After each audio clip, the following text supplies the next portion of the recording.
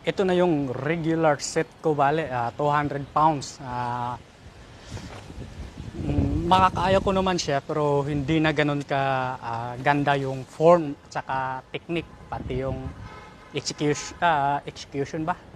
Oh, parang hindi ako sure doon. Basta yung form at saka execution, hindi na ganun ka perfect kasi nga medyo nagkaroon na ako rito ng pangamba na baka kapusin.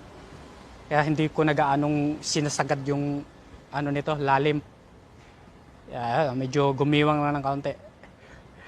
Kulang sa piga, piga ng tiyan, yung core.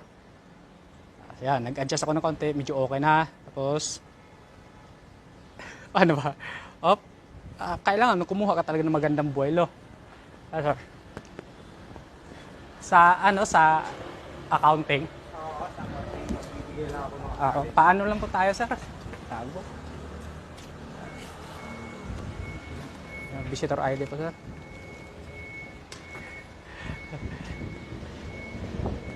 Ayun na yung, medyo nagyabang pa pala ako rito. Nag-extra pa talaga ako ng 1 rep kahit medyo hirap na.